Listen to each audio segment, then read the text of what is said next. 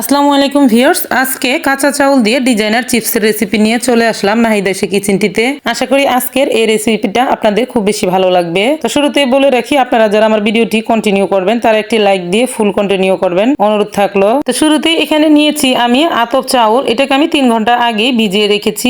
আর এই চাউলটাকে কিন্তু এখন ধুয়ে উঠিয়ে একটি প্লেটে নিয়ে নিচ্ছি। একটি প্লেটে নিয়ে নিলাম চাউলটাকে। এখন আমি একটি মিক্সিং জার নিয়ে নিচ্ছি, আর মিক্সিং জারে দিয়ে দিচ্ছি সেই আতপ চাউলগুলা। আজকে কাঁচা চাউল দিয়ে এই চিপসের রেসিপিটা কিন্তু তৈরি করব, খুব সহজেই তৈরি করা যায়। আর সাথে দিয়ে দিলাম এরকম একটি বাটির 1 বাটি পানি। এখন ঢাকনাটা লাগিয়ে আমি ব্লেন্ড করে নিচ্ছি।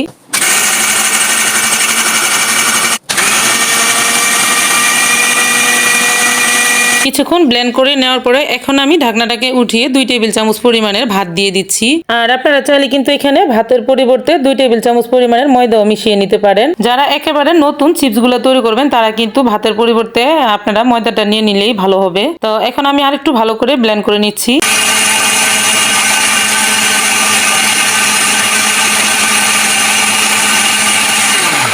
ভালোভাবে ব্লেন্ড করা হয়ে গেছে। এখন আমি আপনাদেরকে ঘনত্বটা দেখিয়ে দিচ্ছি, কতটা সফট হয়েছে আর কতটা ঘন হয়েছে। আমি ঠিক এরকম ঘনটা করে রেখেছি। আর আপনারা চাইলে কিন্তু আরেকটু পাতলা করতে পারবেন। আমি আর এখানে পাতলা করতেছি না, যেহেতু ভাত দিয়েছি। এখন একটি বাটিতে সেকনি নিয়ে তারপর একটু ভালো করে সেকে নিচ্ছি।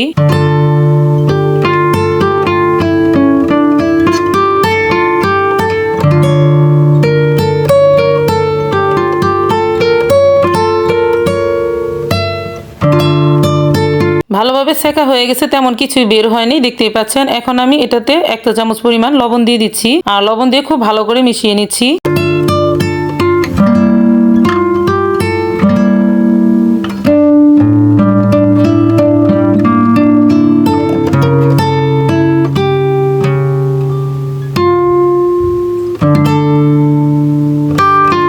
লবণটা খুব ভালোভাবে মিক্স করা হয়ে গেছে। এখন আমি আরেকটি বাটি নিয়ে তার ভিতরে কিছুটা ব্যাটার ঢেলে নিচ্ছি। আর এই ব্যাটারে আমি কিছুটা পরিমাণ ফুড কালার দিয়ে দেব। এখানে আমি অরেঞ্জ কালার ফুড কালারটা দিয়েছি। আর আপনারা হাতের কাছে ফুড কালারটা থাকলে দিবেন, না থাকলে স্কিপ করতে পারেন, কোনো সমস্যা নেই। আমি যেহেতু ভিডিও তৈরি করি তার জন্য ফুটে ওঠার কারণে কিন্তু ফুড কালার গুলো দিয়ে থাকি। কালার গুলো ভালো না লাগলে স্কিপ করতে পারেন।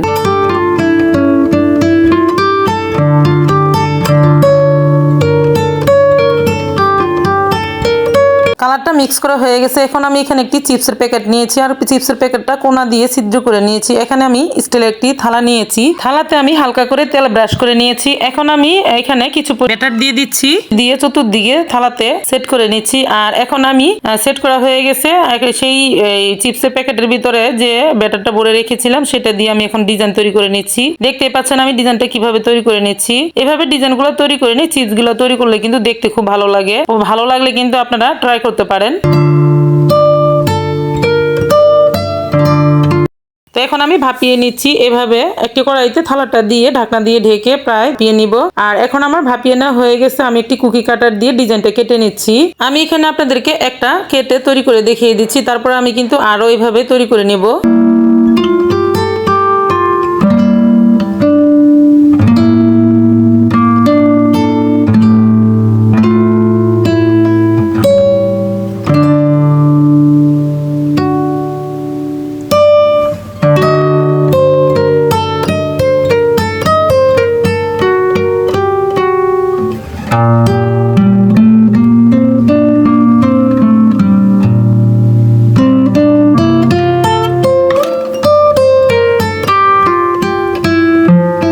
কাটা হয়ে গেছে, দেখতেই পাচ্ছেন ডিজাইনটা দেখতে কতটা ভালো লাগতেছে। তো ভালো লাগলে কিন্তু এরকম ডিজাইনটাও আপনারা তৈরি করতে পারেন। আর এখন কিন্তু আমি আপনাদেরকে আরেক ভাবেও দেখিয়ে দিচ্ছি। এভাবে কিন্তু আপনারা আলতো হাতে টান দিয়ে রুটিটাকে উঠিয়ে অন্য কিছু পাত্রে রেখেও কিন্তু ডিজাইনটা তৈরি করতে পারেন। আবার চাইলে এই প্লেটের উপরে কিন্তু কুকি কাটারটা কেটে তারপর ডিজাইনটা কিন্তু তৈরি করতে পারেন। আমার কাছে প্লেটে রেখে ডিজাইনটা কেটে নিলে সেটাই ভালো লাগে, তার জন্য একটা আপনাদেরকে ওইভাবেই তৈরি করে দেখিয়ে দিলাম। আর এভাবেও কিন্তু টান দিলে খুব সহজেই উঠে যাবে। আমি দুইভাবে আপনাদেরকে বুঝিয়ে দিলাম, আপনাদের যেভাবে সুবিধা হবে আপনারা কিন্তু সেভাবে তৈরি করতে পারবেন। আর দেখতে পাচ্ছেন ডিজাইনটা কিন্তু খুবই ভালো দেখা যাচ্ছে। আর এর ভিতরে কিন্তু আমি একটি প্লেটে সবগুলো উঠিয়ে নিয়েছি। আর এখন কিন্তু আমি এগুলাকে রোদ্রে শুকিয়ে নেব।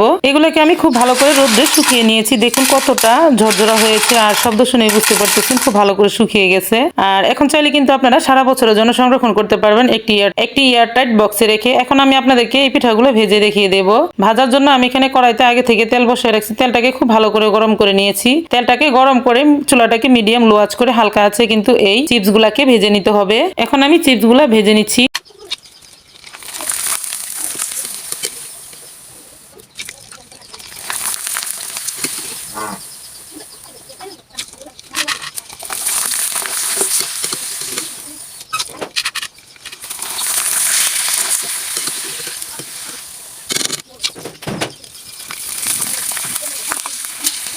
চিপসগুলো আমার এখানে ভাজা হয়ে গেছে দেখতে পাচ্ছেন। আর এগুলা কিন্তু এখন আপনারা চাইলে কিন্তু এমনিতেও খেতে পারেন, আবার চাইলে গরম গরম উপরে চিনি ছিটিয়ে দিয়েও খেতে পারেন, আবার চাইলে মিঠাই শিরা করে ছিটিয়ে দিয়েও খেতে পারেন। আর চিপসগুলো কিন্তু খুব সুন্দরভাবে ফুলে উঠেছে, একটা চিপসও কিন্তু এলোমেলো হয়নি আর ভেঙেও যায়নি। এখন আমি আপনাদেরকে কয়েকটি চিপস ভেঙে দেখিয়ে দিচ্ছি।